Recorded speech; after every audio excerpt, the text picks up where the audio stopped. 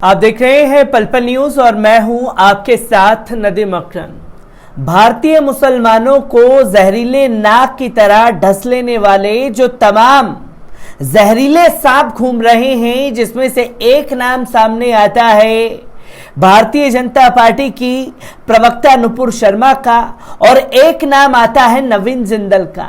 और ऐसे ना जाने कितने जहरीले सांप हैं जो भारतीय मुसलमानों को डसने के लिए तैयार बैठे हैं। पर ये लोग ये भूल गए कि भारतीय मुसलमानों को डसने के चक्कर में पूरी उम्मत के मुसलमानों को ललकारने का काम इनकी तरफ से कर दिया गया, जहां इन लोगों द्वारा हजरत मोहम्मद सल्लल्लाहु अलैहि वसल्लम की शान में गुस्ताखी कर दी गई। और जब शान में गुस्ताखी कर दी गई तो नेशनल टेलीविजन पर बयान देने के बाद यही प्रवक्ता, जो कि माफीनामा वीर सावरकर की औलादे हैं, ये कह रहे थे कि हम ना डरे हैं, न डरेंगे और ना ही झुकेंगे। जब ये कड़ा शब्दों में अल्टीमेटम दिया जा रहा था तो भैया भारतीय मुसलमानों ने सड़कों पर उतरना लाजमी समझा। और जब भारतीय मुसलमान सड़कों पर उतरे तो तस्वीरें इंटरनेशनल लेवल पर पहुंच गई। जहां अरब देशों में पहुंची ये तस्वीर तो हर किसी ने ये सवाल पूछा हुकूमत से कि देश के प्रधानमंत्री श्री नरेंद्र मोदी जी, आप ये बताएं कि जो प्रवक्ता ने बयान दिया उस पर अभी तक कोई टिप्पणी आपकी तरफ से क्यों नहीं की गई। चलिए, टिप्पणी आपने नहीं की तो इन लोगों के ऊपर अभी तक एक्शन क्यों नहीं लिया गया है। और जब एक्शन लेने की बात कही जाने लगी तो कतर पहुंचे हमारे देश के उपराष्ट्रपति वेंकैया नायडू से सवाल जवाब हुए और ताबड़तोड़ एक्शन शुरू हो गए। और अब इस एक्शन में ओआईसी के एक दो नहीं बल्कि 56 मुस्लिम देश कूद चुके हैं और मोदी सरकार से खफा नजर आए हैं। कड़े शब्दों में अल्टीमेटम दिए जा रहे हैं कि जो चीजें जो भारत में इस्लामोफोबिया फैलाने की कोशिश की जा रही है उसे रोकने में आप क्या कदम उठा रहे हैं। ओआईसी की तरफ से किस तरीके से मोदी सरकार को फटकार लगाई गई है, पहले इस पर नजर डालते हैं। आपको बता दें कि भारतीय जनता पार्टी की प्रवक्ता नुपुर शर्मा ने हजरत मोहम्मद सल्लल्लाहु अलैहि वसल्लम पर विवादित टिप्पणी का मामला अब 57 सदस्यीय मुस्लिम देशों के संगठन इस्लामिक सहयोग संगठन यानी कि ओआईसी तक पहुंच गया है। ओआईसी ने भारत को घेरते हुए संयुक्त राष्ट्र और मानवाधिकार संगठनों से अपील की है कि भारत में मुसलमानों को निशाना बनाने के खिलाफ जरूरी कदम उठाए जाएं। भारत ने भी ओआईसी के आरोपों पर पलटवार किया है और कहा है कि भारत इसे पूरी तरह खारिज करता है। भारत ने ओआईसी की टिप्पणी को प्रेरित, भ्रामक और शरारतपूर्ण बताया। चलिए, ये हर बार भारत सरकार की तरफ से कह दिया जाता है कि यह हमारे देश का आंतरिक मामला है, यह हमारे देश का आंतरिक मामला है, साथ दूसरे देश के लोगों को बोलने की इजाजत नहीं है। पर अब इस केंद्र की मोदी सरकार को यह समझने की जरूरत है कि जो आंतरिक मामला कह करके तमाम बातों को टाला जा रहा था, यह बात जो नुपुर शर्मा के द्वारा कही गई, यह देश के मुसलमानों तक सीमित नहीं रहती, यह बल्कि उम्मत के मुसलमानों तक सीमित होती है। जहां तमाम मुस्लिम देशों ने मोर्चा खोला तो आपने अपने प्रवक्ता को क्यों हटाया? यह भी बड़ा सवाल खड़ा हो जाता है कि आखिरकार एक के बाद एक एक्शन के बाद प्रवक्ता को और नवीन जिंदल के ऊपर क्यों यह कार्रवाई की गई, निष्कासित क्यों किया गया, जो आप कल तक यह कह रहे थे कि यह भ्रामक और शरारतपूर्ण बयान है। इसी के साथ आपको बता दें कि ओआईसी ने ट्विटर पर एक के बाद एक कई ट्वीट कर मामले पर कड़ी प्रतिक्रिया दी। एक ट्विटर में संगठन की तरफ से लिखा गया कि ओआईसी के महासचिव ने हजरत मोहम्मद सल्लल्लाहु अलैहि वसल्लम के प्रति भारत के सत्तारूढ़ दल के एक व्यक्ति द्वारा दिए गए विवादास्पद बयान की कड़ी आलोचना की। ओआईसी की तरफ से कहा गया कि भारत में मुस्लिमों के खिलाफ हिंसा में बढ़ोतरी हुई है।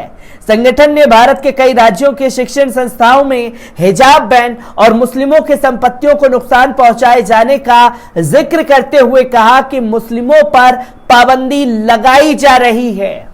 जो हमारी हुकूमत को यह लगता है कि जो भी चीजें देश में चल रही हैं, यहां का नेशनल मीडिया दिखाए चाहे ना दिखाए, बातें बाहर जाने वाली नहीं हैं, पर इंटरनेशनल मीडिया लगातार भारत सरकार के बीच और लोगों के बीच क्या चल रहा है, हर एक गतिविधि को बारीकी से दिखा रहा है, जिसकी हर एक बात को कोट करते हुए ओआईसी ने अपनी बात को भारत सरकार से सवाल में पूछा। इसके बाद ओआईसी ने एक ट्वीट और किया। ओआईसी ने ऐलान करते हुए कहा कि इस तरह की अपमानजनक टिप्पणियों और हजरत मोहम्मद सल्लल्लाहु अलैहि वसल्लम के किसी भी तरह के अपमान के खिलाफ दृढ़ता से कार्रवाई की जाएगी। जो भी दल मुसलमानों के खिलाफ हिंसा और घृणित अपराधों को बढ़ावा देते हैं, उन्हें जवाबदेह ठहराया जाए। ओआईसी यही नहीं रुकता, उसने लिखा कि ओआईसी भारतीय अधिकारियों से देशों में मुस्लिम समुदाय की सुरक्षा और उनके कल्याण की गारंटी देने वाले अधिकारों, धार्मिक और सांस्कृतिक पहचान, गरिमा और धार्मिक स्थलों की रक्षा करने का भी ऐलान करता है। जो मस्जिदों को लेकर के देश में चल रहा है, उसके खिलाफ भी मुखर होकर के ओआईसी ने आवाज को बुलंद कर दिया। ओआईसी ने संयुक्त राष्ट्र और मानवाधिकार संगठन से कार्रवाई की अपील करते हुए लिखा, ओआईसी अंतर्राष्ट्रीय समुदाय, विशेष रूप से संयुक्त राष्ट्र और मानव अधिकार परिषद से मुसलमानों को टारगेट करने वाले मामलों को संबोधित करने के लिए आवश्यक कदम उठाने का ऐलान करता है। विदेश मंत्रालय के प्रवक्ता अरिंदम बागची ने ओआईसी महासचिव की टिप्पणी को खारिज कर दिया है। एक बयान में उन्होंने कहा कि भारत सरकार ओआईसी सचिवालय की तरफ से की गई अनुचित और संकीर्ण सोच वाली टिप्पणियों को स्पष्ट रूप से खारिज करता है। भारत सरकार सभी धर्मों को सर्वोच्च सम्मान देती है। बयान में प्रवक्ता ने आगे कहा कि एक धार्मिक व्यक्तित्व को बदनाम करने वाले आपत्तिजनक ट्वीट और टिप्पणियों को कुछ लोगों द्वारा की गई थी, वे किसी भी रूप में भारत सरकार के विचारों को प्रतिबंधित नहीं करते हैं। उन व्यक्तियों के खिलाफ संबंधित संस्थाएं पहले ही कड़ी कार्रवाई कर चुकी है। अब अरिंदम बागची कह रहे हैं कि भारतीय जनता पार्टी यानी कि केंद्र की सरकार उस व्यक्ति के विचारों से पूरी तरीके से सहमत नहीं है, वो पार्टी का स्टैंड नहीं है।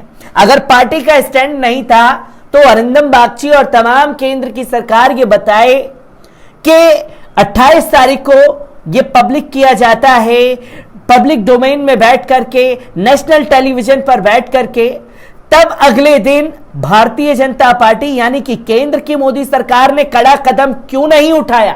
तब यह क्यों नहीं कहा कि हम लोग जो हैं इस प्रवक्ता के बयानों के साथ नहीं हैं? और जब कड़ा एक्शन लिया गया तब जाकर के आपकी तरफ से बयान दिया जा रहा है कि हमने कड़ा एक्शन ले लिया है साहब।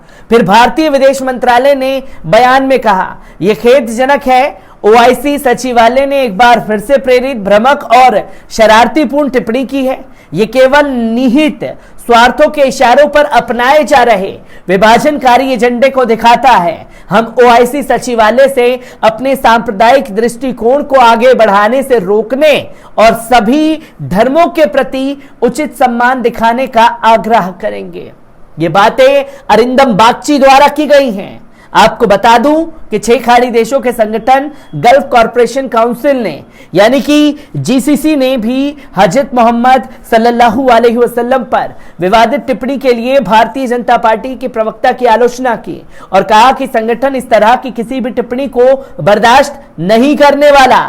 जीसीसी के महासचिव डॉक्टर नायफ फलाह एम अल हजरफ ने नुपुर के बयानों की निंदा करते हुए उसे खारिज किया कि कहा कि संगठन हजरत मोहम्मद सल्लल्लाहु अलैहि वसल्लम और धार्मिक प्रतीकों के प्रति इस तरह की टिप्पणी बर्दाश्त नहीं करने वाले हैं। उन्होंने कहा कि इस तरह से किसी धर्म विशेष को निशाना बनाकर रोका जाना चाहिए जो लगातार बदनाम करने की कोशिश कर रहे हैं।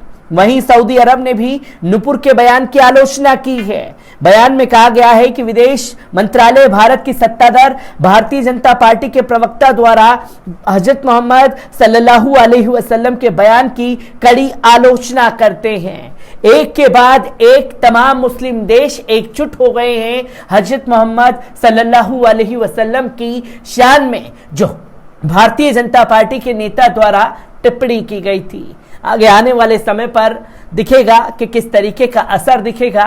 पर एक बात तो तय है, जो कल तक कह रहे थे पुष्पा स्टाइल में कि वो झुकेंगे नहीं, पर हुकूमत ने पूरी तरीके से सरेंडर कर दिया है अरब देशों के ताबड़तोड़ एक्शन को देखते हुए। मैं ऐसी ही खबरों से आपको रूबरू कराता रहूंगा। दीजिए इजाजत, शुक्रिया।